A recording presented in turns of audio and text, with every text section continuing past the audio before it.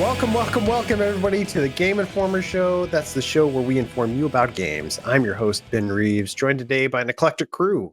We got the Blue Man himself, Brian Shea. Hello. How's it going? Going all right. Is this his group? This is your group, right, Brian? You brought us all here. Yeah, I asked you to gather here with me for a very important reason. We will get into that in a second.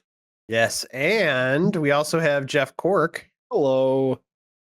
And you heard him earlier, and you love him. Alex Stadnick. Love is a strong word. They tolerate. Love to like. But that's not all, everybody. We also have a very special guest on today. We're all special, but this one's extra special. Parris Lilly. You might know him from Gamertag Radio or the Kinda Funny Xcast, YouTuber / podcaster / all-around great guy. How's it going, Parris? I'm good. Thank you so much for having me on. This is quite the honor. Thank you for having me. Yeah. How's it going lately? Good.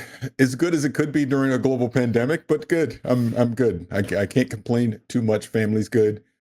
Gaming life is good. So yeah, doing okay. Cool. Well, thanks for joining us on the show. We, if anybody you're not familiar or anybody listening isn't familiar, we usually start off the show with what we like to call the playlist, which just kind of details the games we've been playing. So, Parris, as a guest, you want to go first? What have you been playing recently? So, one thing I just recently finished for review was The Medium. And another that I've been deep diving into the last week or so has been, I've revisited Control. So I've been playing Control, the Ultimate Edition, and I've been playing it on the Xbox Series X because I want to, check out the new performance mode and quality mode that was on there. And it's interesting because playing The Medium, I don't know how much you guys have played The Medium, but as I'm playing it, all I kept thinking about was, man, this feels like a game Remedy would make. That's all I would think. So then it's just ironic I would jump right into Control and to just see the complete contrast from it's not really tank controls with The Medium. I mean, we don't have to litigate The Medium here, but going from that control style to then going back to the more traditional third-person view shooter-esque puzzler that Control is. But really good game. I enjoyed it the first time it came, when it originally came out, and I hadn't played it in a while. But going back and starting over and playing it again, I just forgot how great Control was. I think it's just definitely one of the more underrated games we've had in the last few years. Oh, yeah. It just feels, just that ability to throw things around the environment, that just feels so good. I never got tired of it. That was our game of the year of 2019. Yeah, and I would imagine a lot of the problems that many of us experienced when we played it at launch have been fixed by now. I tried to not say remedied. They've been fixed. That was an opportunity. You had your time to shine. I intentionally avoided it, and then I decided to just dwell on it. So, a lot of those problems, like the map not populating or some chugging frame rate here and there, I'm assuming the combination of, being a year and a half removed from it, as well as, the much better tech has probably fixed a lot of those problems, right? Yeah, I would say so. And then, like I said, the fact that I've been playing it on the Series X and it has the new SSD load times, everything really reduced the pop in everything. It's been pretty good. And I've bounced back and forth between the quality mode, which has ray tracing at 30, and then the performance, which you can play at 60. And pretty solid port. Mm-hmm. I mean, for being a game, I guess it was 2019 it came out. For being a game that's a couple of years old, I mean, it holds up very well. It's really good. Yeah, so you were bouncing back between both performance mode and the frame rate mode. Which one do you like? Which one has your heart? If you had to pick one of the two. So this is hilarious. On Kinda Funny Xcast, we literally had an entire segment talking about do you prefer performance or quality mode in games? Mm-hmm. I 95% of the time prefer 60 frames or above, right? But there's rare exceptions. Control isn't one of them, by the way, but there's rare exceptions where I'm perfectly fine playing at 30 frames per second, depending on the game. One of them, ironically, was Spider-Man Miles Morales when that originally came out at launch on the PS5. I actually found myself playing it on the quality mode just because of the ray tracing and everything. I felt visually it just popped more. And I thought that, to me, that mattered more than 60 frames for that type of game. But then obviously if I'm playing something competitive, a shooter type game, I'm going to want high frames in a game. Yeah. But to answer your original question, Control, no, I wanted the performance mode because I preferred to play it in 60. That that was my favorite game of 2019, and I recently re-downloaded it on PS5 because of it being a part of the PlayStation Plus month. So I'm really looking forward to diving in and seeing how much better it runs, how much better it looks. Because I mean, that was a really great last gen look, like really great looking last gen game. I'm really surprised they could squeeze out that power, especially as a third party developer, out of those last gen systems. It's like some of the visuals in that game, like not only just the effects, but like the face models and everything just looked so good. Yeah, completely agree. You know, you remind me another game I should bring into this. I haven't been playing it in the last few weeks, but I've been playing it since the next gen consoles have come out. Is Batman Arkham Knight. I've been playing it via the backwards compatibility, on Xbox via Game Pass.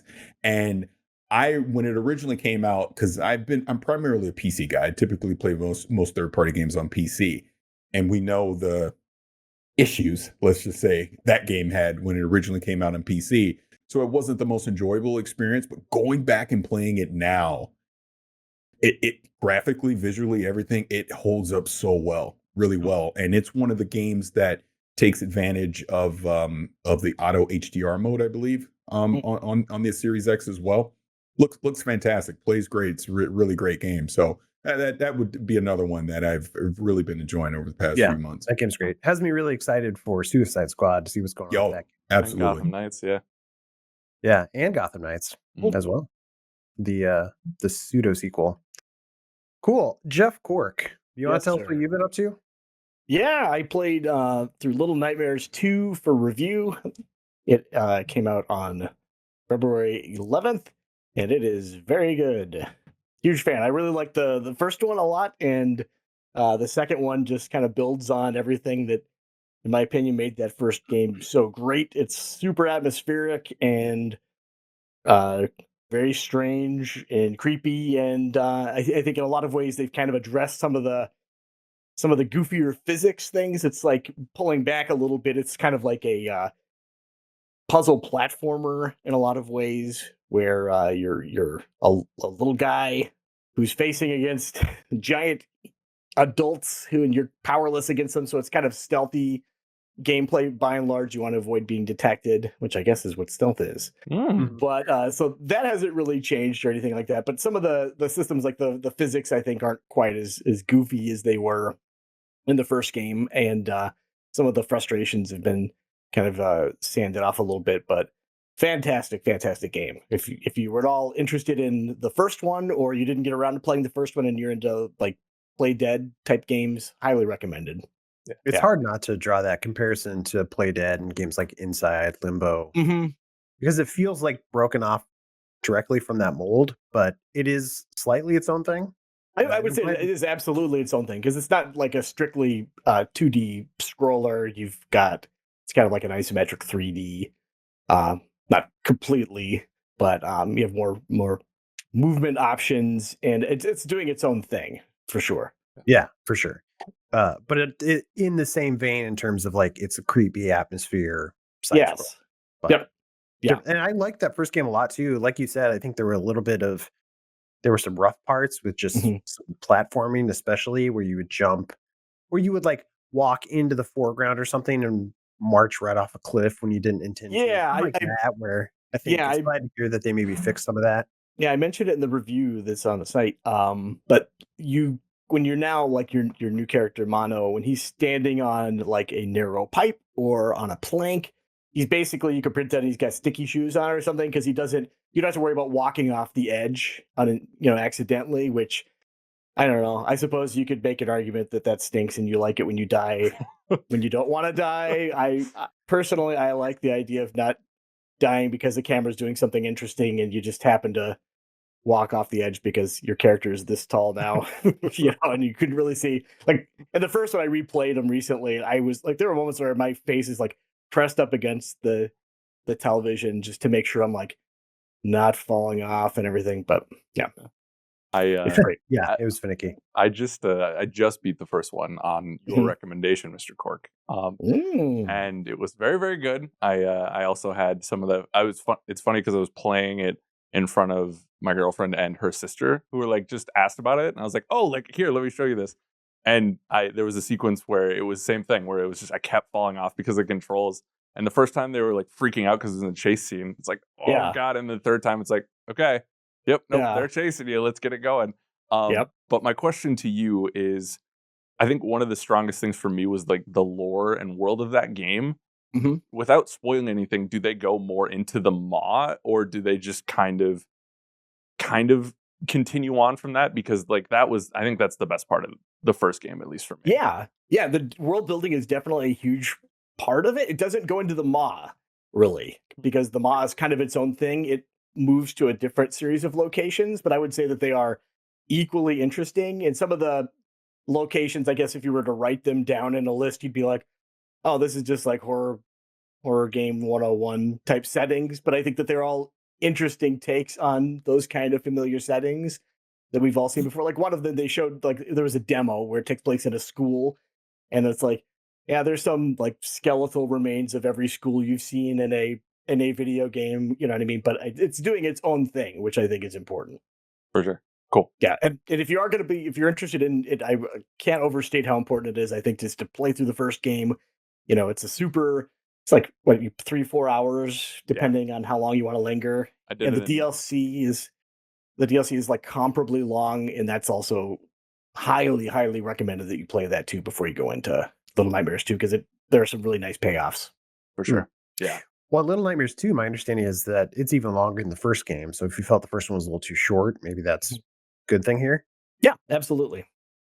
Which is awesome. They also I heard they added combat. There's something about you can carry weapons now, or you can drag that. Yeah, because you're still like a little guy, right? But so you can drag pipes and axes kind of behind you, but you aren't, you know, running around like Dante or anything like that. You have to worry about it. It is definitely very methodical. Like something is coming towards you, and you have to line up your shot and then like time your swing right, because it takes a while for him to kind of get the. So it takes some getting used to, and there are some parts that are frustrating, just because like enemies will fake you out a little bit, and then if you whiff it, you're just completely vulnerable. And but once you figure it out, it's not so bad. But ultimately, I don't think the combat was like, I want more of this. This is super great. I don't think it's what that game is all about. So sure. And I think the first game is on Game Pass. If you haven't played it, it is not. Okay, it is not. So I found that at the hard way though, because I assumed the same thing. I thought it was at one point. I guess I'm not sure if it was, but it was. Parris? Well, it's a part of or last month it was part of their Games for Gold. Oh, because I haven't played it, and I need to play it, so I grabbed it and just stashed it, going, okay, let me get it, and when I get a chance, I'll jump in and play it. So, but I'm not sure if it was ever on Game Pass, but definitely it was January Games for Gold. I'm not completely off base, just you know, on the wrong base. Yeah. If you have a time machine, go grab that. Yeah. Would have been helpful for replay last week had I known that. But here we are, $30 later. But life goes on. Oh, bummer. But you would say it was worth it, right? Oh yeah, it is. It's $20 if you want the base game. It's $30 for all the DLC, which I'm excited to jump into before I start playing too. So very good game. So. Well, guess what, Jeff Quirk? Yes, sir. If you like Little Nightmares and you want to hear more about Little Nightmares 2, later on in this show, I have an interview with a couple of dudes from Tarser Studios who worked on the game. Yeah. Narrative designer Dave Mervick and producer Lucas Rousel. We talk about the game. I was particularly interested what a narrative designer does on a game without any dialogue. Yeah. He had kind of an interesting answer. Also, here's an interesting tidbit.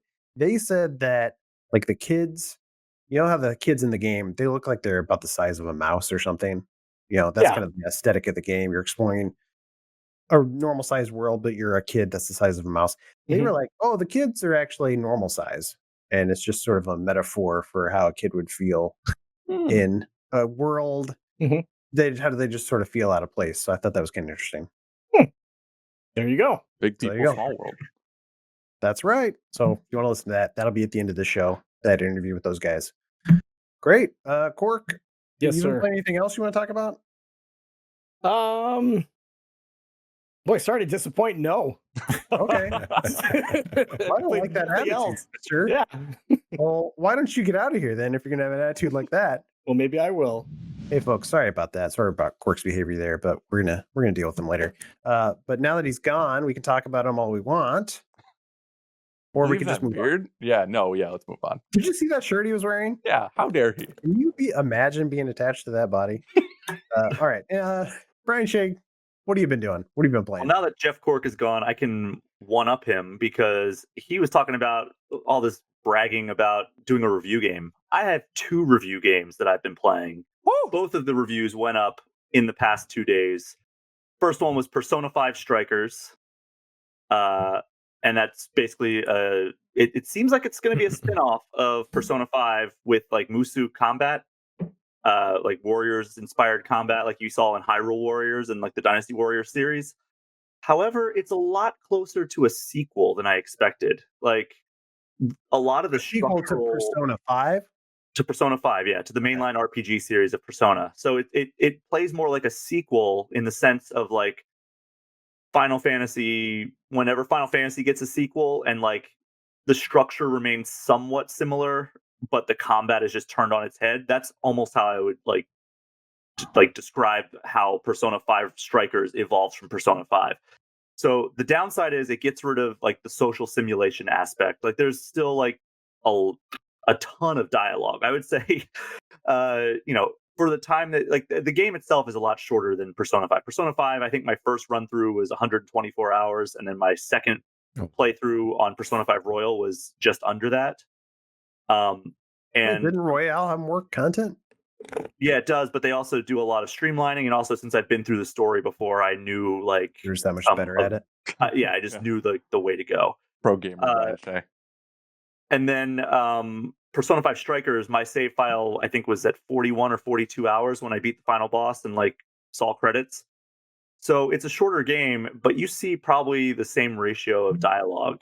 There's a lot of conversations. Like I was expecting like going in like blind, it was like, all right, they're gonna drop me in and I'm just gonna be doing what I did in Hyrule Warriors, where I'm running from one point of interest to the next, just slashing through thousands of enemies with these characters. But no, it's like you're in these dialogue, these conversations for a long time. Then like there's a mystery, so you're like running around town investigating, and then like you go into the dungeons, which are called jails in this game, and you're basically dungeon crawling just like you do in Persona 5. But when you get to an enemy, it's that high octane action combat that you see in the Warriors games instead of flat out turn-based combat.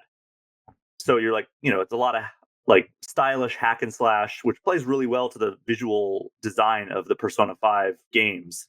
However, so you're fighting smaller groups of enemies? Yeah, so it's not like just like thousands of enemies laid out, but it's still like, tens of enemies at a time. But there are some larger enemies that take a while to take down. But the way you do that is there are elements of the Persona 5 combat system that get integrated into it.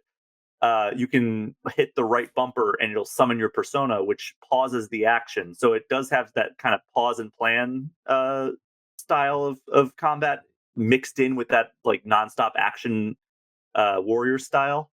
So that adds the element of like, all right, I'm going to swap to this persona and then use this attack to hit their elemental weakness. And then you can launch into more powerful attacks if you knock the enemy down on their weakness or hit their defenses just the right way. You can do an all-out attack.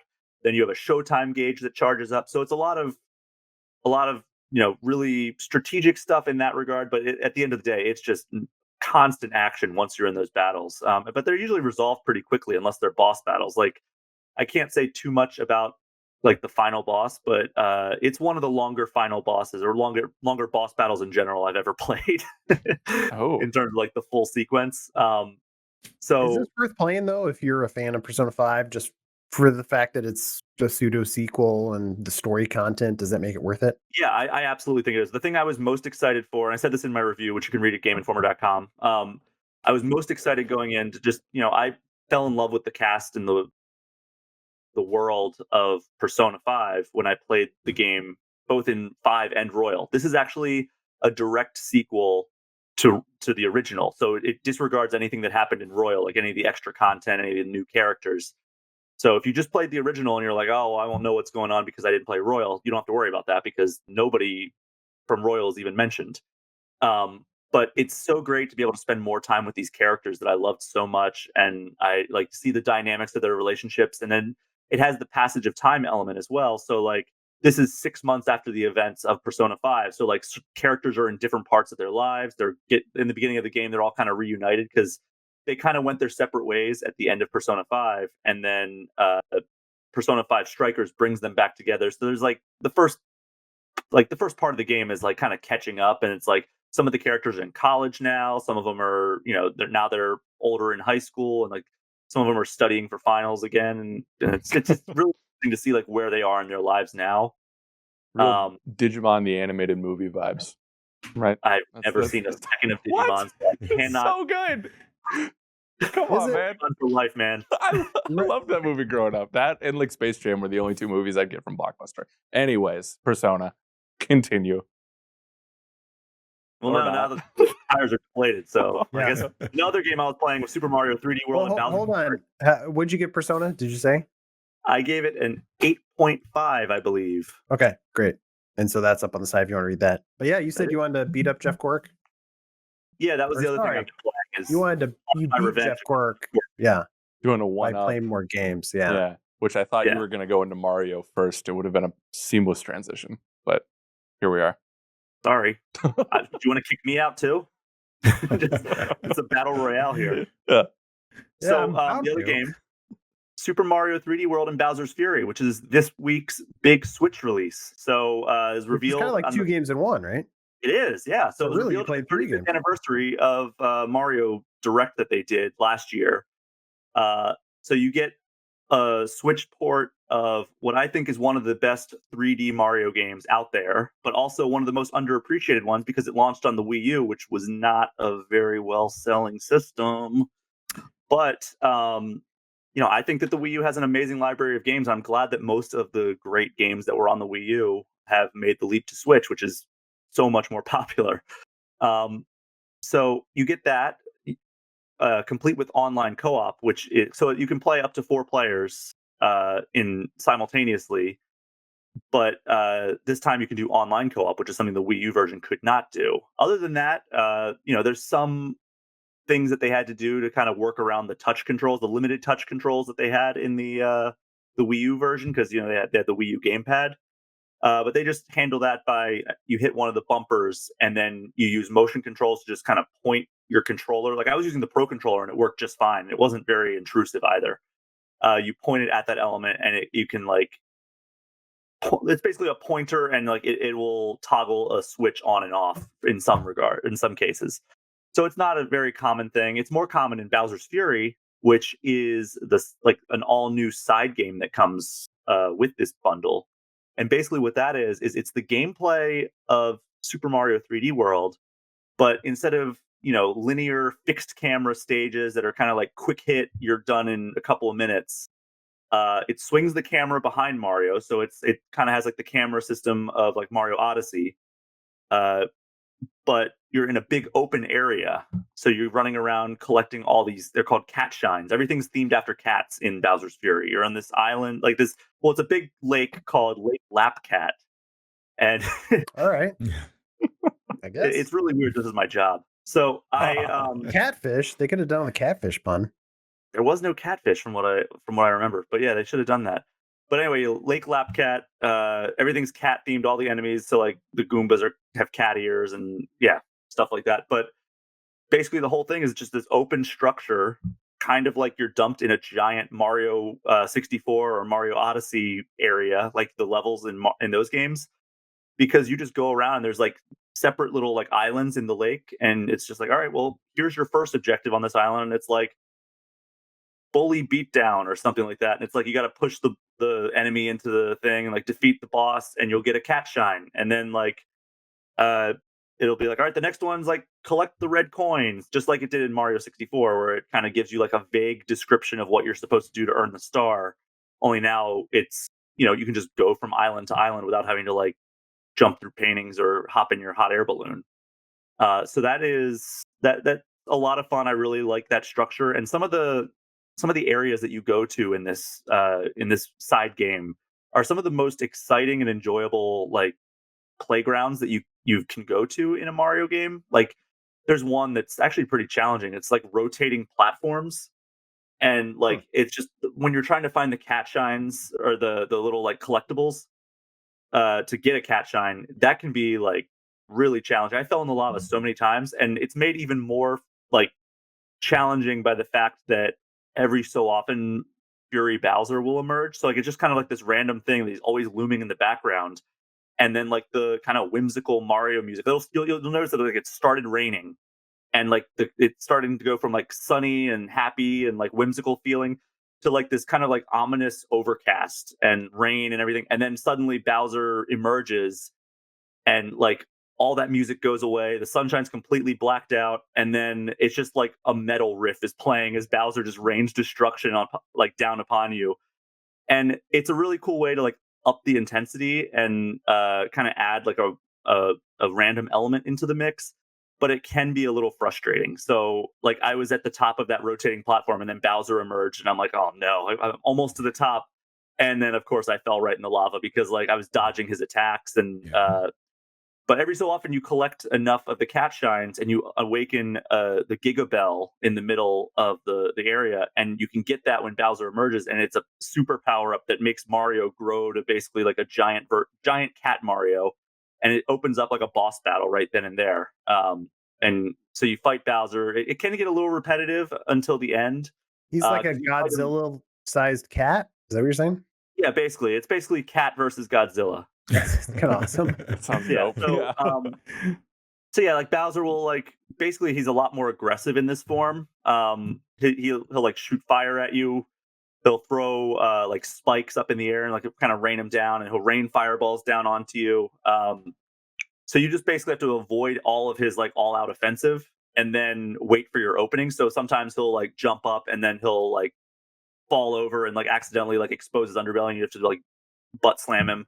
Or other times you can like grab a spike that he throws at you and like hurl it back at him to knock him over, and then you can attack him then like once he's like kind of on his back, because everybody knows turtles can't get off their backs.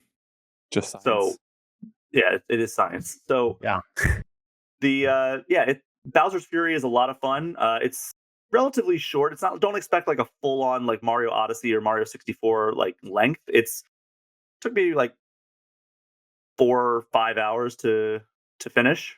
So it's sizable. It's not nothing, that's for sure. But the do meat you of the have game to play the original game to unlock it, or can you just dive right in? No, you can just dive right in. When you enter the main menu, it's like, do you want to play Super Mario 3D World or do you want to play Bowser's Fury?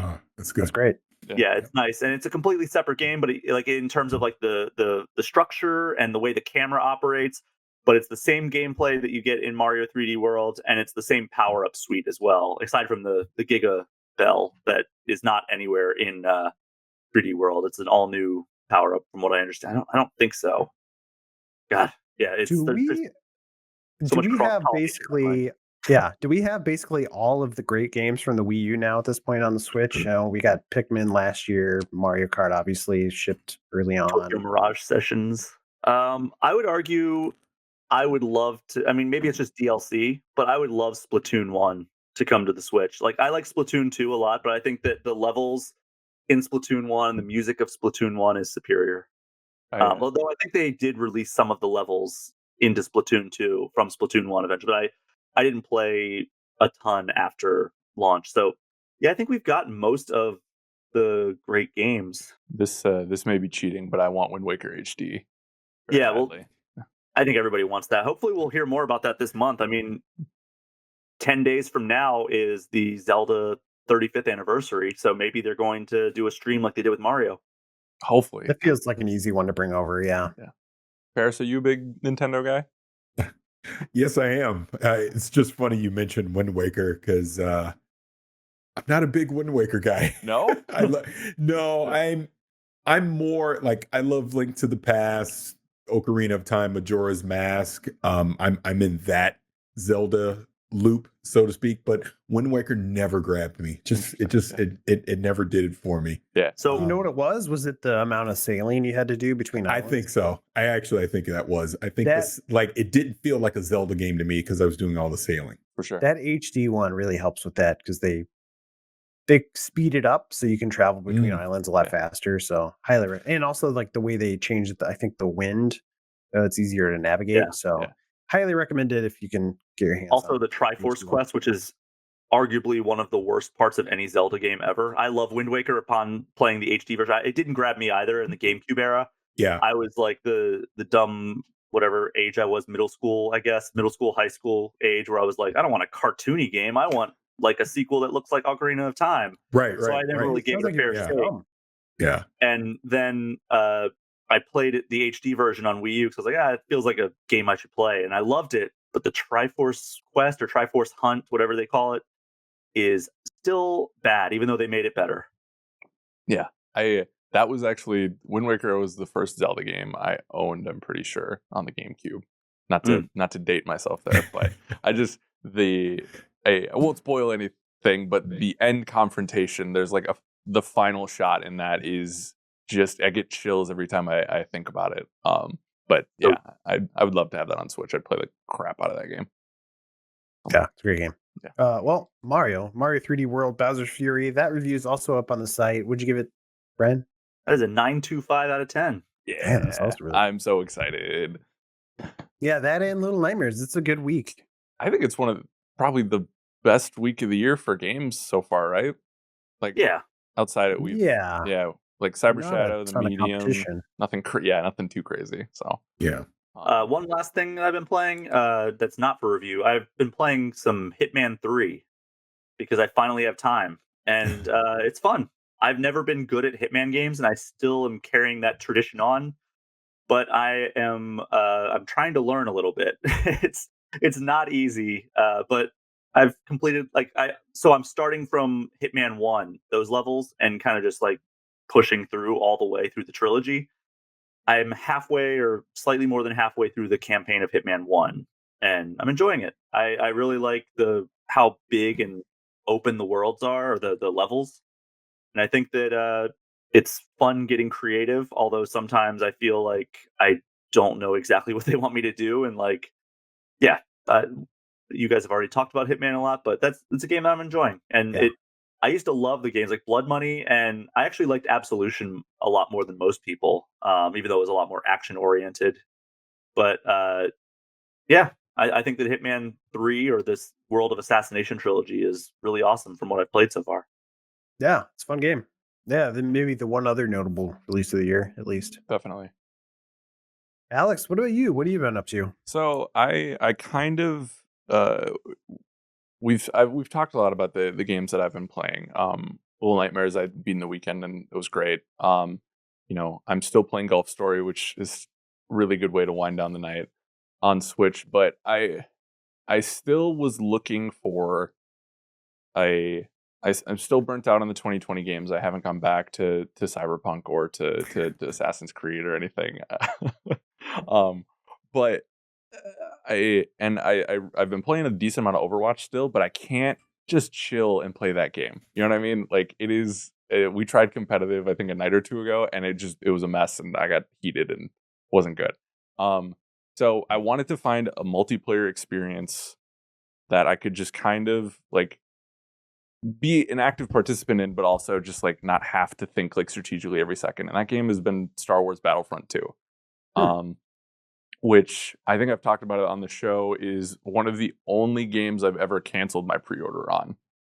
Back in the day when it came out, when the reviews came out and everyone was like, these microtransactions are some of the most pervasive and predatory we've ever seen, and I said no, that's not for me. But then, they've been making improvements and they cut the system after the outcry and stuff like that. But it didn't do enough to draw me back in.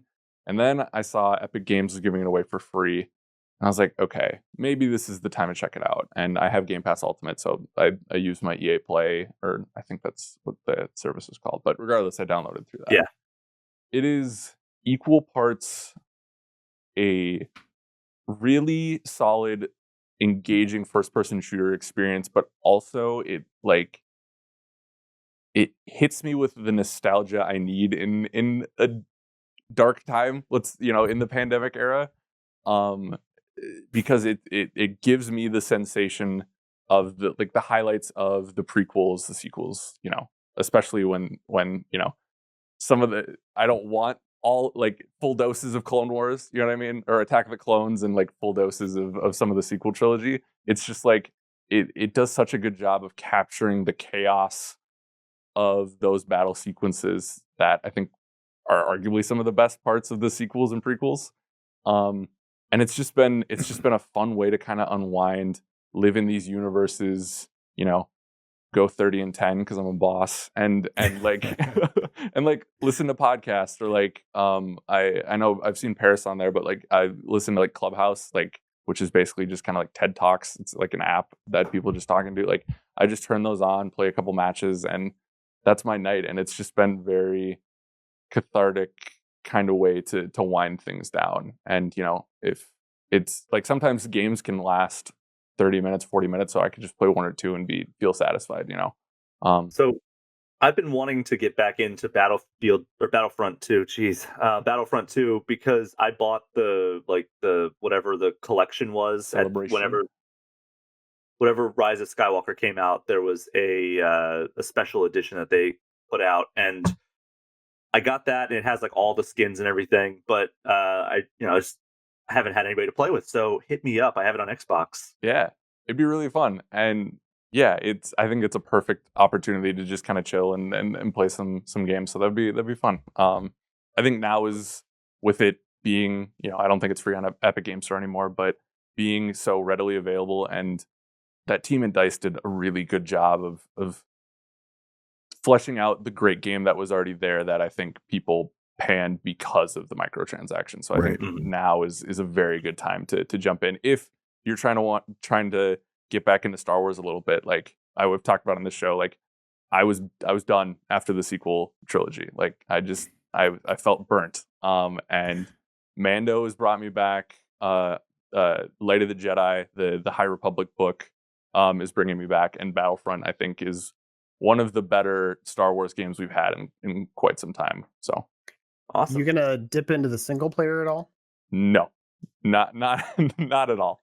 That probably not necessary. No, honestly. I played that when it came out, and I was like, it was. I was in the mood for Star Wars content, and like that was enough, I guess, reason to play it. But now that we have Fallen Order, there's absolutely no reason to go back to it. Yeah, Jedi Fallen Order is awesome.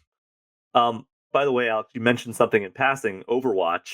I've been playing a little bit of Overwatch because the Lunar New Year event is happening.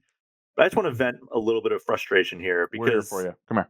The BlizzCon schedule was put out, and there is a severe lack of like panels scheduled for Overwatch, like Overwatch 2 new content. Like there's like a behind the scenes, the development of Overwatch 2. There's a voice actors panel. I'm starting to get worried about Overwatch 2 because they've put the brakes on any significant content for Overwatch 1 for a while now.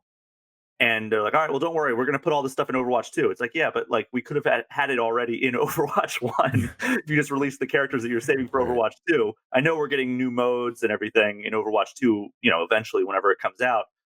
But like, I feel like the Overwatch community's kind of been hung out to dry, and it's really frustrating to go back and play it now. And it's like the 3 characters we could have had by now are because saved for Overwatch 2, which may not come out for another year or two at this point. Who even knows what the status of that is? I'm sure we'll learn more when BlizzCon happens later this month. But like, I don't know, man. Are you as frustrated as I am, as somebody who's played Overwatch quite a bit? It's something where, I mean, yes, because like, you know, if we would have talked right after the cover, the Blizzard cover we did, and we got like good gameplay chunks, like I would have been shocked to know that, you know, we're not getting Overwatch 2 in 2021. Then the pandemic happened, so you know that we have to take that into account too. And that's the lens I try to keep looking at these things. Like we don't know what we don't know, right? Like maybe it was going to be fall 2021, and maybe pandemic just pushed that. You know what I mean? But I agree with you on the fact that it does feel like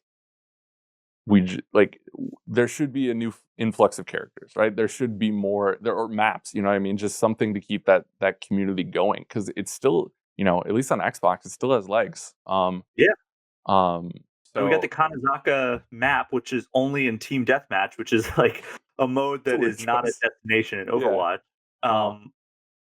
And it's like we still get new skins every event, but like I don't know, man. Like I feel like they need to change up the meta a little bit, and not in frivolous ways. Like, all right, well now Winston's garbage. It's like no, just when you insert a new character, that always swaps out the meta, unless the character is super underpowered. But like I need a new puzzle to solve in that game. Because you're too good at this point. No, it's just like I want something fun to look at. I want a new lens to look at this game with. Like there's a reason that I only play like 1 or 2 nights every 4 weeks, because there's a new event. Like I just want to get like the arcade boxes, and I want to get a few loot boxes to level up in the new skins. And it's like, all right, well, guess I'll see you whenever the next event starts. I will say the skins this season are really, really cool. I finally got an Orisa skin that I love. But yeah, I mean, I wish there was some sort of olive branch that was like, maybe a new character, something like that. But it's that thing where I mean, we're all gonna play it when it comes out, or like I am as a big Overwatch guy. Shay, I know you are. I don't know, Parris and Ben, if you guys are big Overwatch people or not, but it's one of my favorite games of all time. So don't get me wrong. I'm not like, oh, this game is garbage. It's just like, come on, like this is the living game, and it's just kind of been like doing what we've all been doing, just sitting at home, not progressing at all. Yeah, I think it's one of those things where maybe Blizzard, they probably already knew this, but just learning that you can't. It's hard to make a new game and continue to support an old game at the same time, especially if you're not going to like devote separate teams to it. So I imagine they had to pull people off of the Overwatch 1 team to finish up Overwatch 2. Yeah, that's what they said about the Kanazaka map that we did get. It was just they did not plan that. The only reason it came out was because they brought on a new level designer onto the Overwatch team, and he just kind of whipped it up like, hey, look at this thing that I made. And they're like, oh, this is really good. Let's put this out on TDM. And so it's like, yeah, even like the stuff that we have gotten has been like a happy accident. Can you imagine being that talented at something where you're like, yeah, I just sketched this up, like whatever. And it's like, oh yeah, this is in this game that millions of people play every day. Yeah. Just casually. Yeah. Maybe one day. Probably not. But that was just the frustration that I needed to get out there. Sorry. For sure. I mean, but I think you bring up the point though. A lot of this is the pandemic. I think we're going to see a lot of things that probably should be coming out this year that are just going to get pushed into 2022. So something that should be as ambitious as Overwatch 2, I'd imagine, look, there may or may not have been some lessons learned with like not putting games out before they're ready. So I think they're probably going to take their time and make sure they get it right versus just getting it out the door because of the demand. And then obviously with COVID, that just pushes everything back, slows it all down. Yeah, for sure. I'm just wanting, if there's not going to be anything coming, I just want some communication. Mm-hmm. Yeah, I agree. That is key. We absolutely need, I think even more so this year than ever, these publishers and developers need to communicate with the community to let them know. I think right now is that time where you get the benefit of the doubt too because of COVID. Yeah, rightfully so. Exactly. We didn't really suffer too much in 2020. Well, at least in terms of game releases, like we definitely had plenty of game releases, but I think that's just like, you're right. The pandemic is eventually going to affect all that, and we'll probably feel that more this year. Yeah, unfortunately. So hopefully developers will start to be open and honest with, the rollout and how things are looking. Yeah, but yeah, we'll see. We'll see. Hopefully soon. But while we wait, should we take a break and then we'll come back with some emails? Yeah, great.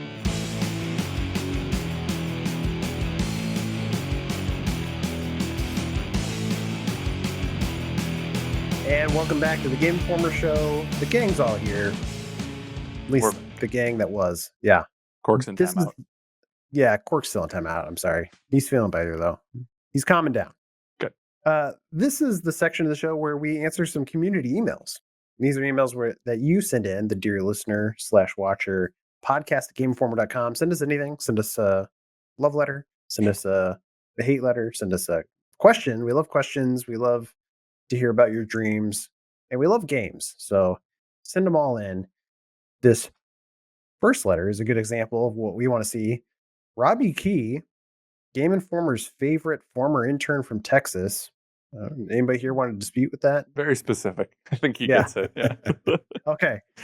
He has a question regarding game rooms. He says, my wonderful girlfriend and I are in the beginning stages of buying a house. Well, congrats, Robbie. They should be moving in later this year, he says. I have my very own 16 by 16 foot game room, something I've dreamed about since I was a kid, and I'm incredibly pumped for it. I'm huge into collecting and extremely excited to display everything in my collection that's under the Nintendo, PlayStation, and Xbox suns.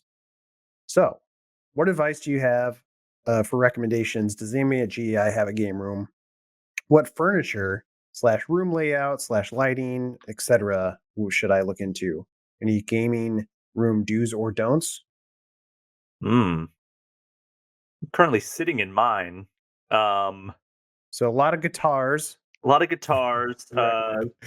got a big shelf with a bunch of like gaming and comic stuff on it. Like gaming books. Can't really see it. It's just off camera, but there's a display case from IKEA that is really good at displaying figures.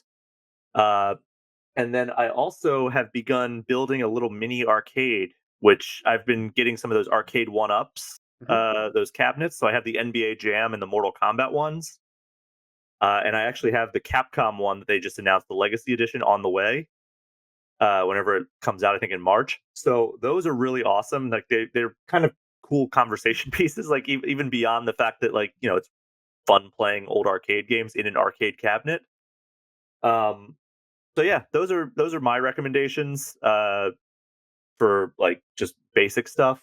But like, yeah, just kind of like find the best way to display the stuff. Like, I don't know what exactly Robbie has that he wants to display, but like, you know, if it's like statues and stuff, like find a good shelf that like complements the style of those. So, like upstairs, I have a kind of like nicer looking shelf. So I've put like a lot of like the nicer looking collectibles. Like I have like there's a bunch of different statues, like the God of War Collector's Edition statue with Atreus and Kratos. That fits nicely up there. Whereas like my cartoony Sonic Mania Collector's Edition, where it's like Sonic, like a cartoony looking Sonic standing on top of an old Genesis, didn't really fit in so well up there. So like just finding like the right like layout and like the right shelving unit or display case to display your item is really important.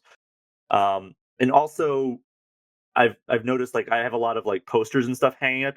You can see like one of them barely over here. It's like a Zelda movie poster looking thing. But like finding a right combination of like not being too like disparate in like the styles. Like I have like some like nicer posters from like gaming and everything that don't really look like game posters so much. But then I also have like a super cartoony and gaming looking like Link Between Worlds poster that I've been meaning to replace because it just looks completely out of place. Like at first I was like, oh, these are all my favorite games. Let me throw them up on the wall. And now it's like, this looks super out of place having like this up on the wall with these other like kind of like more serious looking posters. So, and when I have people over, I'm kind of embarrassed by that poster, but whatever. So yeah, I think it's just finding like making it so that things look cohesive, but also like fit the vibe of your room is really important. That's really good. Yeah. Purposeful, I think, is what I would say, because I think it's really easy with the game cases and systems. It's easy to let that stuff like get overgrown and crazy. Whereas I think a minimalist approach is much cooler. And there's really awesome ways to accent your stuff with LED lights. Like I've seen some really cool designs of shelving that has like, you know, a Switch with, you know, red LEDs and Xbox with green. You know what I mean? There's interesting ways to light up your stuff, because I think lighting is a huge piece of it and not getting over cluttered. My girlfriend recently turned me on to Pinterest for some of the inspiration, like inspirational stuff for like tattoos and workspaces and stuff like that. And you know, I think it's a good place to look for some inspiration. So, and also don't underestimate how much a frame around a picture makes it look so much better. Definitely frame your pictures for sure. If you have like really cool art or something, get a frame on it. It looks even. I was gonna say that, but I was looking in Parris's background to see if his stuff was framed. I didn't want to offend him. You got friends back If I there? see Yeah. unframed photos, it makes me want to barf. Yeah. Yeah. Well, yeah, I agree with the minimalist approach too, and I don't know if Robbie's quite in that direction. I think he's kind of a collector, and I think collectors tend to have more stuff than they need. As I say, this is somebody who's struggled with having more things than they need in my life. But do like museums do. If you want to have the stuff, that's fine. But you can have a lot of it stored out of the way, and then keep a curated collection up in your game room for display. And like a museum, you can even rotate through that stuff. So it's something that you can kind of like keep working on throughout the years, and that's fun. I think. I mean, if you're the kind of person that gets excited about a game room, Robbie, you'll probably get excited about changing it up from time to time. Yeah. So good luck with Definitely. Paris, any tips? I would just echo what's already been said. Like you can't see it because it's right off screen, but I have my shelf with all my Transformers and my Macross figures. Right, I think you can kind of see Voltron behind me. Are they framed? I do have framed posters. Like my favorite movie posters are all around here. The other ones, if you see in the frame, those are like cyberpunk disc plates that I have as well. Oh, cool. Yeah. And then I also always make sure I have the one and only good Star Wars movie behind me as well with The Empire Strikes Back, because of course there's only one good Star Wars movie. Wow, that's a bold statement to say. Not even New Hope, huh? I say that on Twitter just to make people mad. Every time I say it, I have like 3,000 likes of people just mad that I say that. But the other thing that I would suggest is make sure you get a comfortable chair, whatever you're gaming in. Make sure it's comfortable for you and fits your needs. And then this is my game room that I'm in, and I've been in this house 15 years, and I'm still using the same desk I bought 15 years ago. But I made the right choice because it's gigantic, so I can fit any and everything on here. I have multiple monitors on here, multiple PCs, my whole lighting, everything set up as well. So depending on how hardcore you want to get as a gamer, make sure, comfy seat, good desk, get all your cool trinkets around you in your room, and you should be good to go. Yeah. Yeah. It honestly, the furniture, if you can get nice looking furniture, that goes a long way too. Yeah. And do DIY stuff too, like buy a less expensive desk maybe, but paint it yourself, or there's ways to make things that are cheaper look nice. Yeah. Pinterest. For real, man. Don't sleep on Pinterest. All right, cool. Next email. Ty from College Station says, "Hey GI, I love your podcast. What's your favorite game that is generally considered not the strongest game in its franchise? For example, my favorite Final Fantasy is Final Fantasy 13. People give it flack for being too linear, having uninteresting characters, and a soundtrack that is not up to Final Fantasy standards, etc. I largely disagree with the majority of these analyses, however. What's your hot take on a game in a franchise that you don't think gets the love it deserves?" I guess I'll take that one. Go for it. BioShock 2. Oh, I think when it originally came out, obviously come off the success of the original. I think if they would have released that game without the multiplayer, I think it would have been the reception would have been a lot better. I think when I've gone back and played it, going back to revisit Rapture as a big daddy, you're seeing different areas of that world that you didn't get to see in the original. I thought it was great, and I think it. And then when you couple it with Minerva's Den, which is arguably one of the best DLCs ever, it's a fantastic game that I don't think gets the love that it deserves in the overall scope of the franchise. Because obviously, people are going to have, people are going to either navigate towards the original, or then you look at BioShock Infinite, which was very well received. 2 kind of seems to be the redheaded stepchild of the BioShock franchise. But I think if people go back and give it a second look now for what that standalone single player game is, coupling it with Minerva's Den, I love it. I think it's great. Yeah. I always avoided BioShock 2 for that very reason. It's the only one I haven't beaten. Right. But that's what I mean. I just think it got a really bad reputation when it originally came out. And I think a lot to do with them forcing multiplayer into a game that did not need multiplayer. But the actual standalone campaign, I think it's fine. I think the story's compelling. I think the gameplay mechanics build upon the original BioShock. And like I said, you throw in Minerva's Den from a story standpoint, it's great. So I would recommend people go check that out now. Well, I do that have the first one was remastered so collection. strong. Yeah, play it there. Like that first one was so strong, it was hard to live up to, I'm sure. So any game that came out, people would have like looked down on. But I think the fact that people knew it was a different team too also gave them a little bit of license to be like, it's not as good as the original. Whereas I kind of wonder if it had been the same guys, if they would have been a little more forgiving of it. But I agree. Yeah. I think that because Ken Levine didn't do it, it was 2K Marin, something like that. Yeah, but then he comes back and he does Infinite. So I think, like you're saying, I think that also didn't help its cause that it was another developer instead of the original. Yeah, I'm not gonna lie. I kind of even like the multiplayer. Maybe it's because I was good at it, but like I enjoyed it, and I thought it because the pitch of that of 2 was the power fantasy of being a big daddy, right? And I thought, when you started fighting the other big daddies, like you kind of lost that a little bit. Where in multiplayer, if you got the big daddy suit, it was on, like, and you were running show. So I enjoyed it for what it was, but I agree. I think it's a really good take. I know for me, the one game I hear a lot of people like to dunk on is Mario Sunshine. And I think that game, I remember at the time liking that game, and I just went back into last year, and replayed it in the collection. Yeah. Mario 3D. I literally bought this, and I don't mean to interrupt, but I literally bought Super Mario 3D All-Stars for Galaxy because I love Galaxy. But I go, you know what? It's time to go give Sunshine another shot. I'm gonna do it because that's another game that didn't grab me originally. Sure, yeah. Give it another try. And like I'm not gonna say it's as good as Galaxy or anything ridiculous, because it's not, but it is a decent platformer of its era. And I think there's maybe 10% of the shines you have to get in that game are a bit BS. So there's definitely some jank in there that could be smoothed over. But again, you kind of look at it, it's a game that's like 20 years old or whatever. And for what it was for the time, and even now, like I said, I had, played 80% of that game and really had a good time with it. Yeah. So it's definitely aged better than 64. Oh yeah. Sir, 64 is in real rough shape at this point.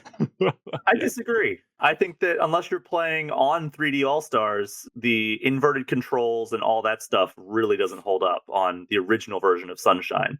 3D All-Stars kind of helps that a little bit, but I think Mario 64 has aged remarkably well for being, the first really great 3D platformer. Oh yeah, it was magical at the time. It was magical at the time, and now it's still just really good. But I think that it's easier to go back to play 64 than it is Sunshine in 2021. Interesting. Okay. So I actually do have one. I was thinking I wouldn't have an answer for this, but I think Assassin's Creed Syndicate. I think that a lot of people hate on that game. They didn't even give it a chance because Unity launched in such rough shape, and then Syndicate followed up on that, and it was an amazing game. That is probably my favorite of the original Assassin's Creed formula. It might be just below Brotherhood and 2 in terms of my favorite the original formula of Assassin's Creed. I would say Odyssey is my favorite of the new style of Assassin's Creed, but Syndicate is a real darn good game, and I think that a lot of people didn't even give it a shot because one, people were kind of sick of Assassin's Creed at that point, and 2, Unity had a really bad launch, and Syndicate kind of paid for the sins of its predecessor. Definitely. Yeah, Syndicate's great though. It's definitely one of the best of that classic style Assassin's Creed formula. Yeah. Mm-hmm. All right, I'm gonna hit you with a little spice. Here. Mass Effect Andromeda is not the dumpster fire that people think it is. Wow. It just isn't. I think if EA goes back in time, they don't allow people to play it in early access like they did. You have to play the first 10 hours or something like that. It was crazy. I think if you take away all those memes that it spawned, I think people value it better. I think it's like Parris pointed out with BioShock 2 and Ben, it was never going to be Mass Effect 2, Mass Effect 3, you know what I mean? Right. But I think it is easily the best combat in the series. And there's a fluidity to it, and it feels like the developers are really pushing you to be creative and try out all these different powers. You know, it doesn't feel as locked as the original trilogy does with your abilities. And whilst there's no Garrus, there's no Rex, I'm enjoying because I'm playing it right now because we did the Mass Effect cover for Game Informer, and now I'm just craving everything Mass Effect. But I think there are good characters in it that have good stories, and it's not. I don't think it should have been the franchise killer that it was. You know what my issue with that is? Like, I remember when it originally came out, like my spidey sense was going off. I go, there's something about this that's not right. And technical issues aside, I would go back and play it, but I think, and I don't blame the game itself for this. I blame EA for this. They pulled the plug on it too early. Yeah. The fact that I almost have this mentality of, is this just a waste of my time to go play a game that I know I'm never going to see the full conclusion of? Like, I didn't beat it, I didn't play it, but it seems like it ends in a way to where, all right, I'm waiting for the next part. Like, there isn't a definitive conclusion to the first game. Maybe you could confirm that or not, but I just always stayed away from it for that very reason. I'm like, okay, they fixed the technical issues, but why am I going to basically play a game that they're not going to support? I might as well just live in that original trilogy where I knew I loved Mass Effect. Yeah, definitely.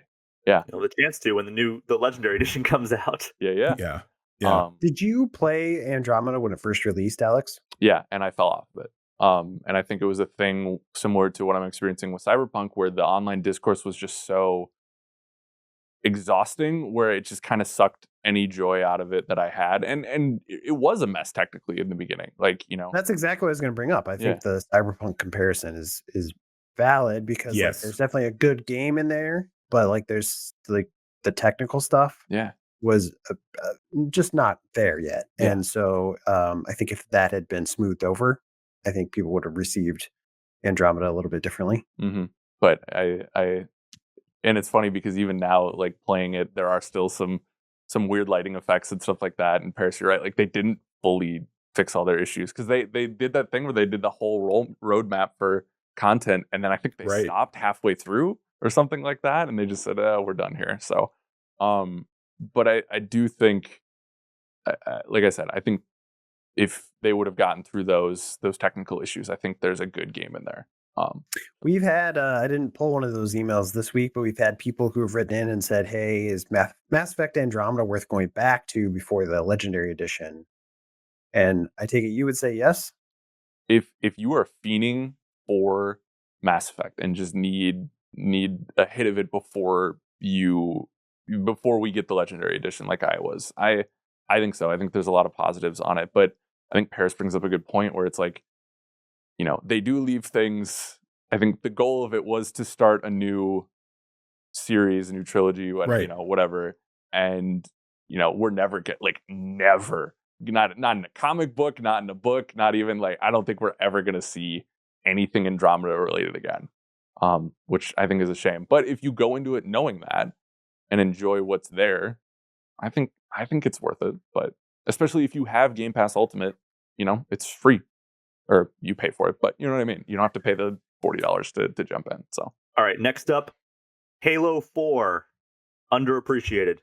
That's all I'll say to it. Definitely co-sign that. Co-sign that one. Yeah. Absolutely agree. My nerd brain thought you said 5 for a second. I was about to get out of my chair, and then I was like, okay, no. 4 is I like the story in 4 a lot. Multiplayer was not my favorite, but the story definitely. All right, next email. Get us out of here. Michael from Lake District, England writes in. He says, I've realized that I've developed a gaming quirk, and I was wondering if I'm on my own. There are certain games that I find myself putting aside for a time when I get sick. There are some games that I feel that I can get lost in or distract me from being ill, which is interesting, without too much thinking.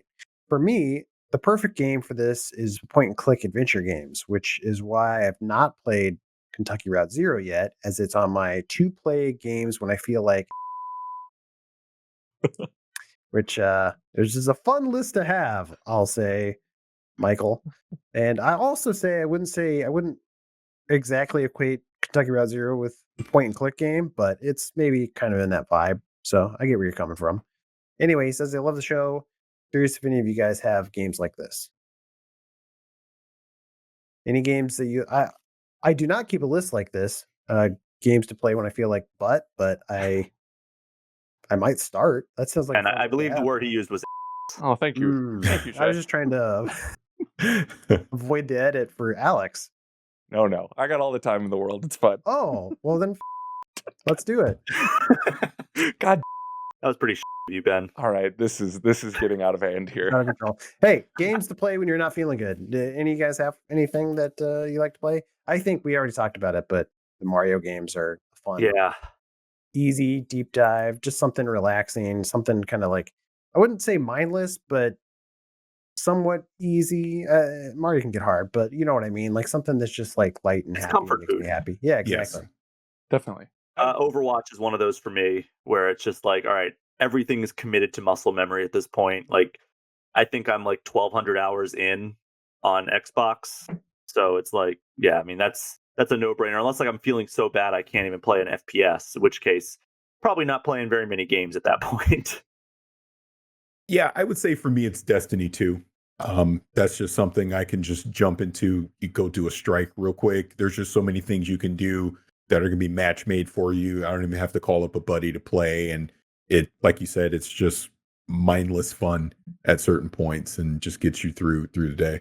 Yeah, definitely. I know I've been lamenting open world games the last couple of times, but I do think like something like Red Dead 2 or like or like Skyrim or something like that, where I can lose myself in another world, I think seems excuse me, is a route I would take on this, I guess. But I don't really, there's not like a game where I'm like, okay, I got a fever, time to pop in, Elder Scrolls, but yeah, any sort of escapism like that I think is good when you're not feeling good. I would actually list. No butt list. I would actually say another, and it's not mindless because there is strategy to it if you do matchmaking against a good opponent. But another one for me is Gwent, is something I can jump into and just play, and just have fun with it. But I wouldn't call it mindless though, because there's definitely strategy in there for sure. There is strategy. Did you play Thronebreaker? Yes, I did, and I quickly just went back to just playing the regular Gwent. It didn't grab me the way that I thought it would. But good attempt by them, I think. I ended up liking the narrative enough that I kind of dove through it, and like they set up puzzle challenges with the cards, which I ended up liking the most, I think, out of that game, because when they tried to do just normal matches of Gwent with AI, you can kind of break that game and it gets pretty easy. So that began to feel like a slog. But overall, I ended up liking Thronebreaker just for those puzzle challenges in the story. I think for me, I kept wanting it to become Baldur's Gate, and it wasn't. It was like, I don't want to do Gwent now. I want to play Baldur's Gate. I want this to be like a real RPG. So, and obviously that's not what they were going for. So yeah, it didn't, like I said, it just didn't get me the way I thought it would. Yeah, that's fair. All right, let's do this email from Wes from Woodland, California. He says, "What are your most favorite weapons to use in any game?" I'm not talking about specific weapons in a specific game, not generic weapons like sword or gun, but like he wants a specific weapon from a specific game. Does that make sense? Kratos' chains. That's a good one. There we go. Yeah. I mean, it's got to be the energy sword, right? Like, especially like in Halo 2, when that's real good. You just became invincible. Like, unless someone with a plasma pistol and a needler got in your way, but there was something so thrilling about being right in the right place at the right time when that spawned, and all the other Halos as well. But like, Halo 2, and trying to master that timing of like how close do I have to be to the person and then hit the thing. Like, otherwise you just swing your arm like a silly goose. Well, yeah, and then you're done for, or you wait too long and they smack you in the head with their butt of their rifle or something. But there's something so satisfying too if you like have someone and they can clearly see you and they're missing like carbine shots or something like that, you're like, oh, I got you so good right now. Panicking. Yeah, oh yeah, they're throwing grenades and like they're just bouncing off you. If you get that overshield, oh, forget about it. Yeah, I think energy sword is one of the goats. Well, I actually have to go with the chainsaw gun from Gears of War, the first one. Again, there's nothing more satisfying than hitting that B button and you're just literally slicing somebody in half. Oh yeah, that's real good. Yeah, you do the roadie run into like a grunt or something, and chainsaw him in half. That also feels good. That was similar to Wes said his personal favorite was the whirligig saw trick weapon in Bloodborne. Says he loves that saw blade thing, which sounds cool. Big Bloodborne crew here, it seems. Yeah, I was like, I hope somebody knows what he's talking about. Yeah. Dan would be vomiting out of excitement if he was on this podcast right now. That sounds like Dan. Yeah. Master Sword. Whichever way I have to switch. Yeah, there we go. Master Sword. Yeah. So Master Sword's cool looking sword, right? But it's also Breath of the Wild. It's definitely the best weapon that you can like.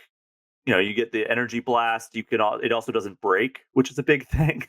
It disappears for a little bit, but it comes back. You don't have to like worry about like finding a new Master Sword. Yeah, look, I'm with you in my love for the Master Sword. I'm not gonna bash it. I'm just saying it functionally, it's like any other sword in that game. Ben, why do you hate the Master Sword? I'm gonna kick you out of this podcast. Yeah. I was gonna bring up the gravity gun from Half-Life. It's classic. It's classic. Yeah. Which also goes hand in hand with the portal gun, which isn't really a weapon as much as it's a traversal tool, but I think it deserves to be mentioned at least. Can we throw gravity gloves from Half-Life Alyx in there too?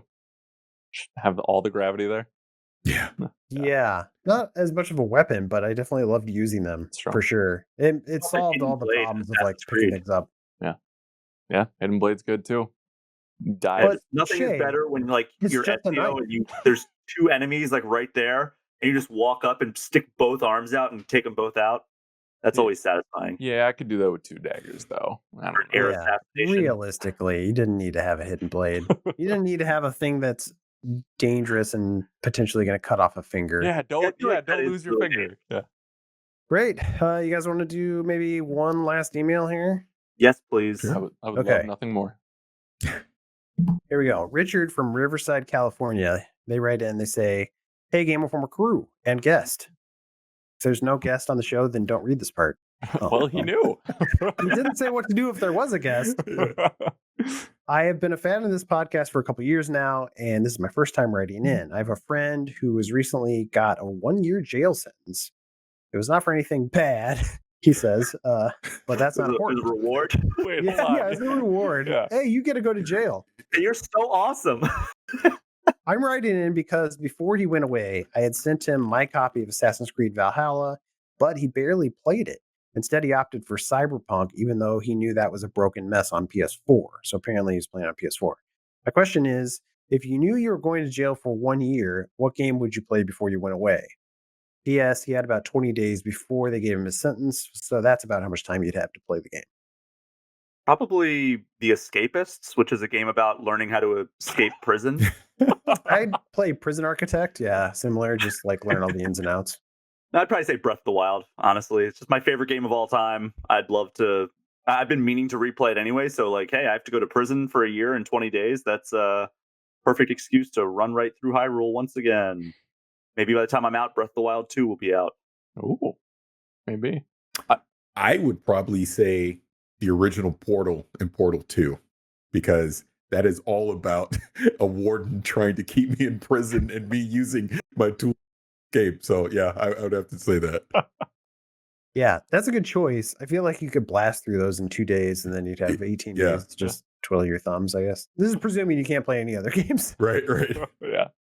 I'm split on this because like, would I want something like that made me happy before I went away, or like would I want like a really good story? So I'm split between like something like the PS4 God of War and like Super Mario Odyssey that would definitely take both. I think could take up those 20 days, and I'd feel very good about my choice.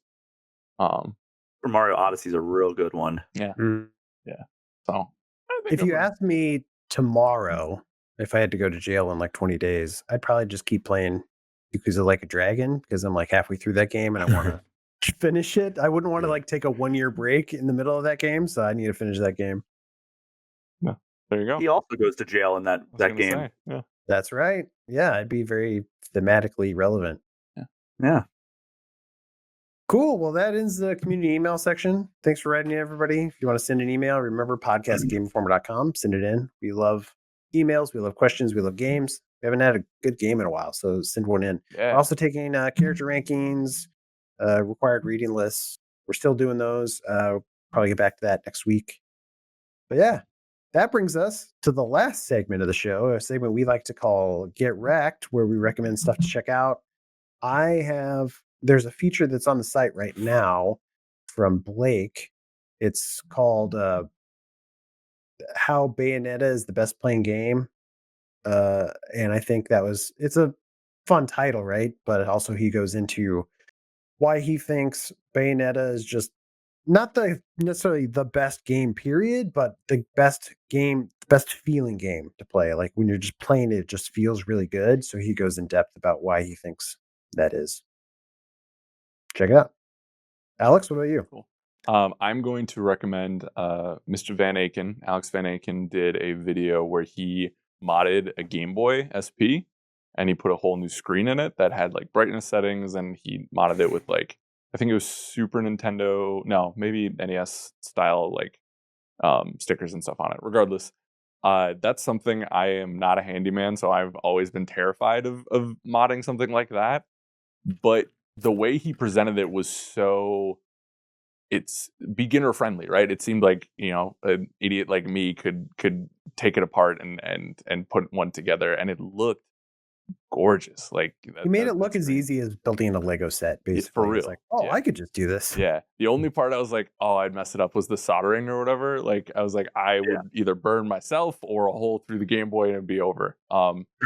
But yeah, and he's just, I love, he has such a good camera. He's such a good, like almost like playful voice where it's like, or it's friendly, right? You feel like you're just having a chat, like, and he does such a good job of making it feel like anyone could do it. So if you're interested in something handsome. Like that, yeah.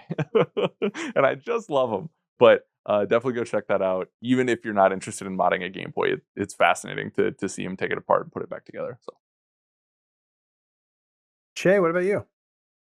So, Joe Juba, you either love him or you hate him, right?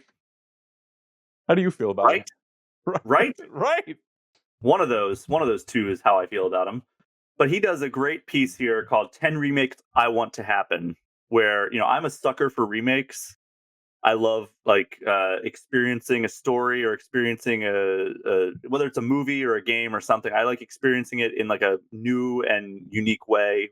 I'm really enjoying Final Fantasy VII Remake to this point.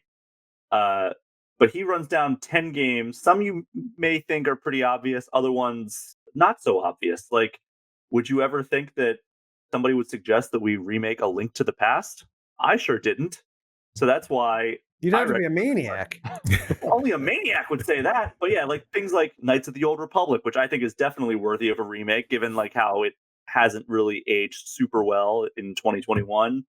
The original Witcher. And then my personal pick for a game that I would love to see remade, Persona 3.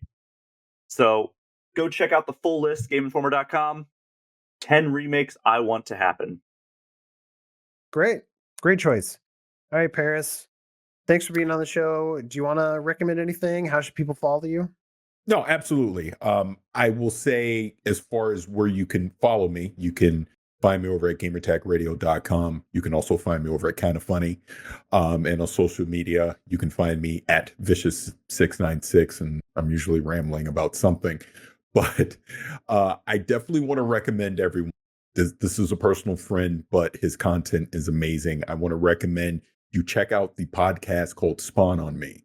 That is hosted by Khalif Adams, and he spotlights diverse voices in this industry, and not talk about gaming everything, but the main thing is he gets so many different diverse voices across this industry, politics, everything on that show. And it's always a fantastic conversation. And despite the fact that he can't cook, I learned. I had to get that in. I was waiting for it. Yeah.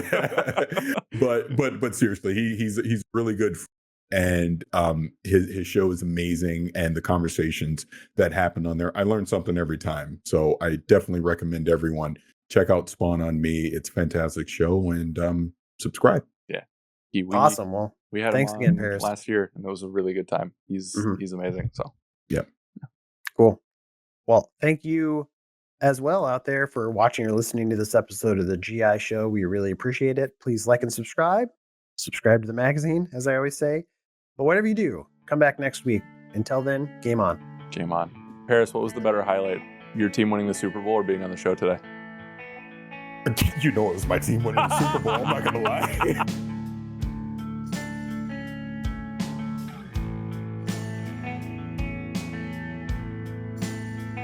Dave Merrick from Tarsher Studios. How's it going?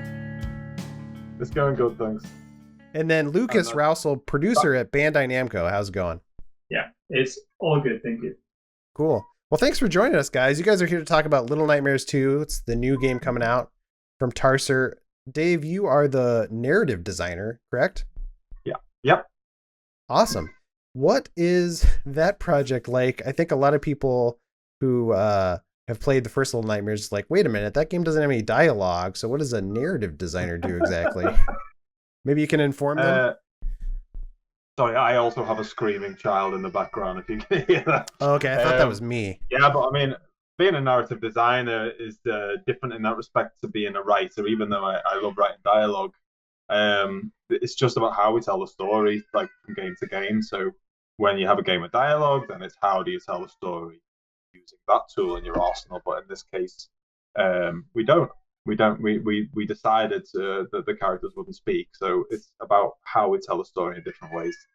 In this case, it's been heavily told through visuals and audio. I would say that the majority of the weight has been on, and my work really has been in world building in the background. So everyone working on the project has rich lore to pull from as and when they need it. So every resident, the enemies in the game, they all have a reason for being and a backstory, as do all of the children that find themselves there, as do the horrible little creatures like the leeches and the places that you are. They all have a purpose and a logic that kind of fits together. So there just has to be a world that makes sense. And then, like I say, they just dive into it. I need some stuff for the lady. I need some inspiration for the hunter, for example, and they can just dive into that. It's another thing they have available. Sure. Well, yeah, maybe we can back up even a little bit for people who haven't played the first Little Nightmares or aren't familiar with Little Nightmares 2. What's your elevator pitch for this game? Why should people be excited? Because you're back in Little Nightmares land, aren't you? I mean, this everybody loves nightmares, right? The tinier, the better, I say. The little ones. I mean, the first game, we hoped, really, because this is the game we were so excited to make, and we hoped people would want that game out there, what we were doing with it. But it still threw us for a loop when it was so popular and people really embraced it. So, we only gave people a glimpse in the first game of the outside world. The rest was in your imagination, like, what kind of a world is this? Where else is there? And now this was a chance to kind of take people back there and show them how forests can feel and how schools can feel and stuff like this. And what else have you got to offer? Like, what other kids are there as well? Oh, it's not just 6 all the time. This is who's mono. This is the thing. It's expanding everything and showing people what it's all about. Yeah, I think it was important to show it's not only about the mode, which was the location of the first game, and it's not only about 6. So 6 is returning this time as an AI companion. It's also a very nice way to kind of use everything from the first game because you kind of know already our personality, but add another layer on top of that and introduce a relationship between the 2 kids. And venturing outside of the mall is obviously to show that like Dave just said, there's something much bigger out there. It is a world, a big world, and it has its own rules, and its residents. You're gonna be more of them in the second game. So it was really, I think, the main objective of the second game was like, making a step up, not just doing like that kind of same game with just different location and place. It's just showing that there is a big lore behind, and we can expand it, and we can make a longer adventure. We can add also on the gameplay side interesting features that will make maybe the experience a bit more different, a bit more dynamic, but still remaining faithful to the existence, I think the inner aspect of Little Nightmares, which is your defenseless, child. In that case, you're two kids this time, but you're still defenseless, and you still have to battle to survive huge enemies and really distorted location. Little Nightmares is when I first played the first one, I definitely got this sort of, it felt like a Inside, like Playdead's games like Inside or Limbo, and I'm sure you guys get this all the time. Was that somewhat of an inspiration for you?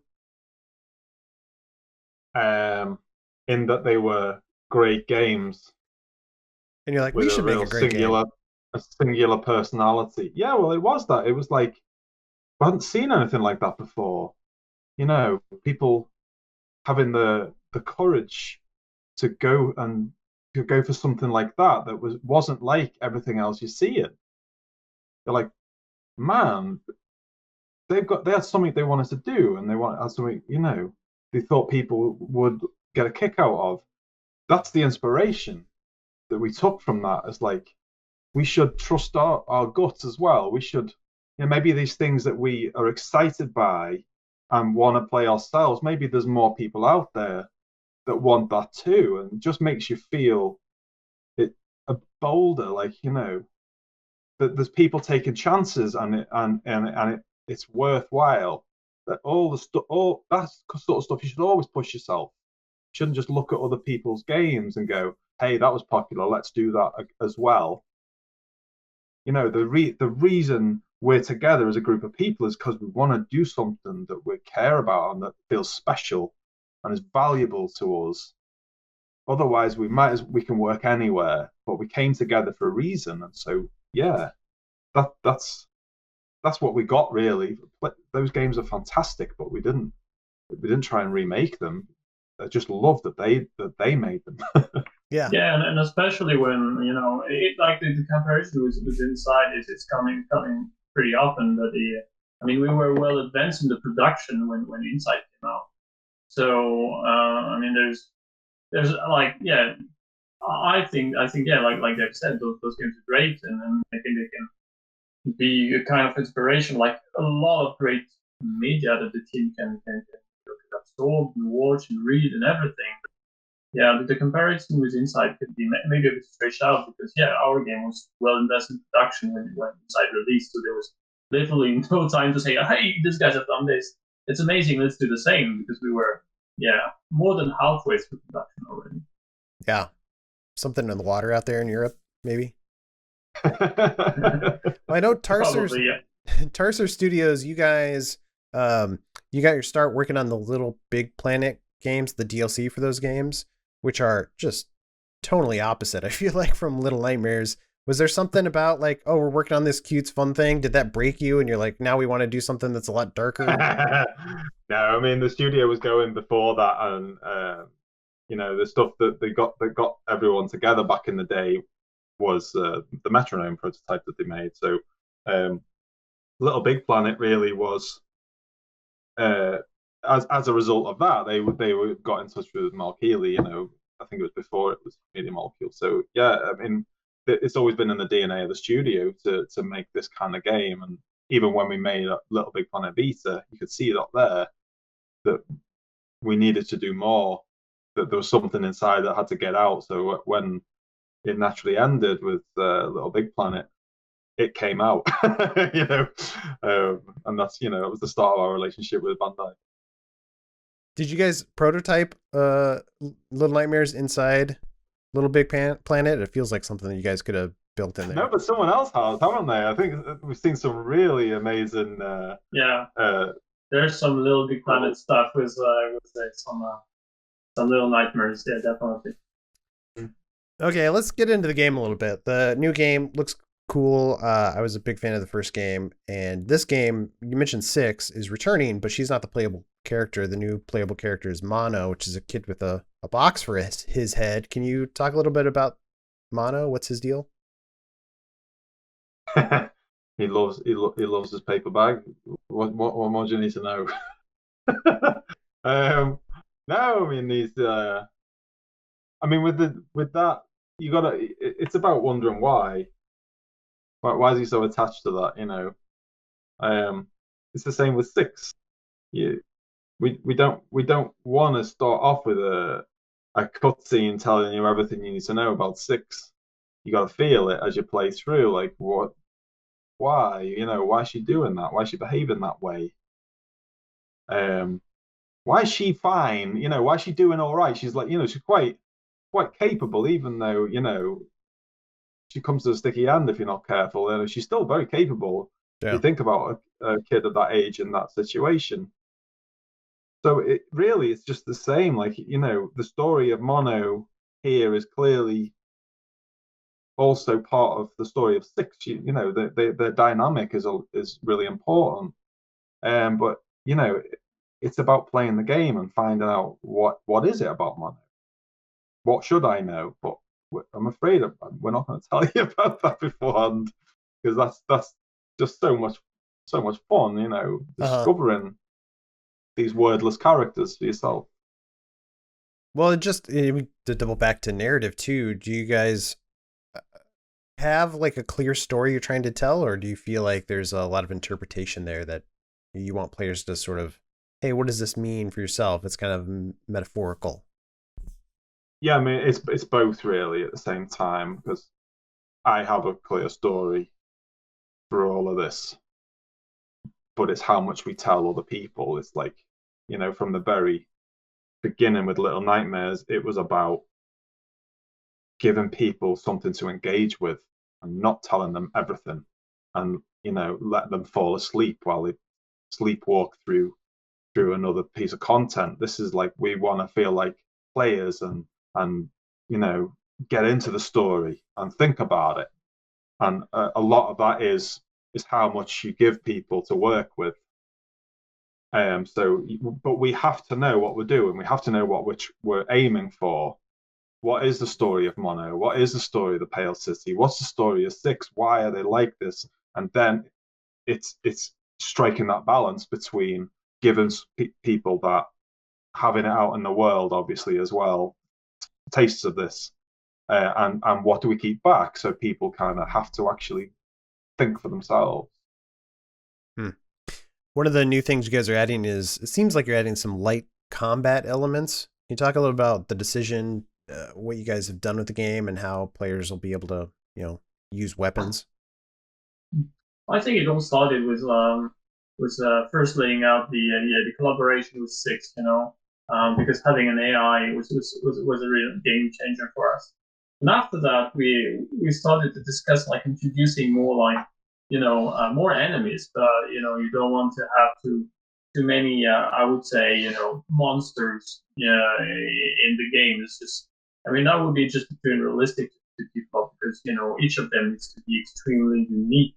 And there's pretty costly as well to develop. So we were looking at, okay, like we should introduce like new enemies that are smaller in size, and that are actually that you should be able to kind of, you know, fight, you know, and that was the very interesting to see, like, okay, do we want to add a combat system? Like there was a big discussion team, and that discussion was going on and on, like, okay, is it really faithful to the IP? And if we want to do it, how do we make it work? Because you don't want to have, like, you know, kids just, you know, wielding a sword and beheading, you know, mobs all the time. That doesn't work well. How can you carry a weapon but still feel defenseless? Like, and that were all the challenges we had. And I think the team did a really good job, because, like, every object you can grab and use as a weapon, it feels heavy. It feels, and it's still fun to play. It's still fun to use, but it requires good timing and balance, and you can only use against some sort of enemies. If you try to use a weapon against the hunter, you won't stand for very long. So that was there was a lot of discussions about introducing this mechanic. It was very interesting. I also really like how it almost emphasizes how powerless you are in that world. Yeah. Even though tooled up, so to speak, it's just just barely makes a dent on these brutes that you're dealing with. So it if anything, it kind of reiterates your position in the food chain and in Little Nightmares. So I think it's kind of I really enjoy that aspect of it. Well, part of it is, all the kids in the game are mouse sized. They're like super tiny creatures in this normal sized world, or maybe it's a giant world and you're a normal size. But why is that? Why are the kids so small? Well, they're normal sized kids. But yeah, it was about kind of exaggerating, like how a kid feels in the real world. It's exaggerating those feelings. That's what Little Nightmares is about a lot. One side of it at least is those feelings you have as a kid, where like this world that wasn't made for you, and these people who just have dominion over you, and how do you process that? Like, I mean, you do have nightmares about it. I've said this before, but my kid started school fairly recently, and he had nightmares for days after he started, because suddenly there was someone who wasn't his mum and dad in his life telling him, guiding him round and telling him what to do and all this sort of stuff. There's lots to process, but like if you make that flesh, then everything becomes really amplified and exaggerated in that way. So the kids are small, but the doors they have to open it's a challenge. That is an actual task to do, and just doing very, very simple stuff, if you're of the right scale in Little Nightmares, is fine. But as a kid, it's a massive deal. So again, it's about reiterating your place in this world, and your place is right at the bottom almost. So yeah, they just feel small. Yeah. Do you guys consider Little Nightmares a horror game? Certainly, it's got some horrifying imagery in there. It's not a traditional horror game in the sense, but what do you guys think of it? No, I mean that's why we were such pains in the beginning to not call it a horror game, because of that. It's not a traditional. There's so much baggage that comes with saying you're horror. But I mean, you have to fess up in the end. It is horror, but we've tried for something more. It's like looking at the world with horror and trying to express that through this game. It's that it's that kind of thing that we're. The primal horror you feel as a newcomer to the real world, all that sort of stuff. It's just not zombies and werewolves. It's picking up a lot of codes of the horror genre, but it's more suggestive than just showing blood and guts. And that's I think one of the key success of Little Nightmares. That's what makes it different compared to a lot of horror games, and I think you can't really fight back the fact that people say it's a horror game. They feel this is a horror game, and it's fine for us as long as they enjoy it. They call it suspense. They call it horror. It's just a matter of how people feel about it. I think it's clear that some scenes of the game are definitely leaning towards to the classical horror genre, but it's not just about that. And it's and I also think that the fact that we really let people interpreting what they see rather than just putting that in front of their face makes a big difference. It's like very psychological, I think. Yeah, I'm happy if people call it good horror instead of lazy same. horror. Yeah, good anything. I'll take it. You guys, it's probably too early to announce Little Nightmares 3, I'm sure, but do you guys have an excitement for Funnily enough. Oh, you want to announce 4 while you're at it? Do you guys have an excitement to explore other things or different tonal projects, or are you really excited about this world you created and you think that'll be something you'll keep diving into? Well, I think thanks to really the brilliant work from Dave and the rest of the team, there's definitely space for more content, whether it's games or other transmedia project. This is really something we cannot really talk about now, but I think the world and the lore, the universe is amazing, and there's so much room for new stories. So that's what we're thinking right now. For sure, yeah. I mean, it seems like an exciting, deep world, and I feel like you guys have only scratched the surface so far.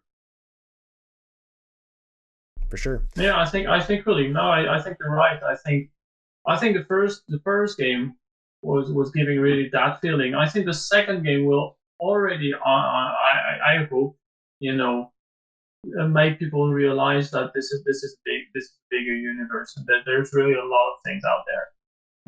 And then after what's coming next is really what we want to make out of the IP and the lore we found. You guys are based in Sweden. What's the development scene out like there? Yeah, we're in Malmö. I mean, Malmö particularly is thriving. It's, there's a lot of companies that there's the big ones, but like the startup scene is really exciting, and there's a lot of that is down to the support out there for companies. There's a lot of incubators and stuff, so people have an idea, they get the support they need, and that's how Tarsha began. They began in an incubator and got the support they needed to get to where they are today, basically, or we wouldn't be doing this now. It's a great place to be, really is. But I'm way out in the woods now, so I don't get to enjoy the city as much as I used to. Are you guys all working remote these days? Any plans to go back to an office? Oh, we can't wait to get back to the office. We miss each other, man, for reals. Like, well, I do anyway. I can't speak for everyone else. But no, sorry. Yeah, I mean, it wasn't as hard as I think it for other organizations, because when you make games, you've got the digital infrastructure already. So we moved over a weekend to everyone working at home. But sure, we miss each other terribly. Like, you get so much energy from other people and just hanging out and talking about stuff than you do on on some video call. But we make it work, and it's amazing how it's worked so well. But yeah, I think it's, if people will tell us, like, in advance how the situation would be, I don't even think we could say, like, hey, we're making a production remotely, like 100% remotely, because it's so challenging. And it has changed pretty much everything, but everyone adapted so fast. We were, I think, also lucky that this whole lockdown situation happened rather at the end of the production. I mean, we were still like in production. We were not done with the game, but I think it's more disruptive when it comes to the early phases where you have to iterate a lot and communicate a lot. We were more at a stage of production where everyone really knew what they had to do and be very focused on their tasks, and that was, I think, a bit easier. But yeah, it was not being able to see people, to have a good laugh with the guys, and then just go out after long working days. It's just like, we're gonna ship a game without making a release party. So I'm like, I can't think about that. I just want to make sure we just postpone that and it's not just canceled. Yeah, that's a shame. Well, yeah, Little Nightmares 2. Any final thoughts on that game? Anything else exciting about it? I just hope that people will see that we took the time to make a worthy sequel, and we just didn't rush to make another game with everything we had from the first. We wanted that to expand, to make a bigger experience, better with more features and more ambition. And then I think we're just at this stage, it's like 2 weeks, something like that, before we release the game. It's just like we can't just wait to get that released. Like it's getting too much now, I think. I know you did DLC for the first game. Any DLC plans for this one? Well, there's nothing really we can't disclose at this stage. I mean, we're just focusing on shipping the game. That's on and see the reaction of the fan. That's just everything we care right now. It's nice to see the digital comics out there. I don't know if you've seen those. They came out really nicely. Yeah. The first 2 chapters. So that just it's on mobile. It's on iOS and Android. It's free. You can just look for it on the stores, and it's very nice. Is that also wordless? Yeah, what did you kind of. Did you say worthless? Did you say? No. Wordless. How dare you, sir? I said wordless. Yeah. Wordless, right? Say, is that also a worthless thing? What are you guys wasting your time on? Also worthless. Bah, comics. Yeah, they're in the same mood than the game. Awesome. Yeah, I'll have to check that out. There's a parallax system. It's all in 3D made with Unity, and it's pretty nice. It's pretty nice to check out. It's very beautiful sceneries, and it also gives a bit more insight of on the stories of the characters that you'll discover in No Nightmares 2. So I think it's a great introduction. Cool, I'll check that out. And people should definitely check out Little Nightmares 2. When and where can people get their hands on it? So it's going to be released on February 11th on PC, PlayStation 4, Xbox One, Nintendo Switch, and it's we will have a PlayStation 5 and Xbox Series version later in 2021. Awesome. Well, Dave and Lucas, really appreciate you guys being on the show. Thanks for coming. Thank you very much. That was a great time. Good luck finishing up the game, and good luck on the launch. And thank you out there for watching or listening to this episode of the show. We really appreciate it. Please like and subscribe. Come back later, and we'll have more waiting for you. Until then, game on, everyone.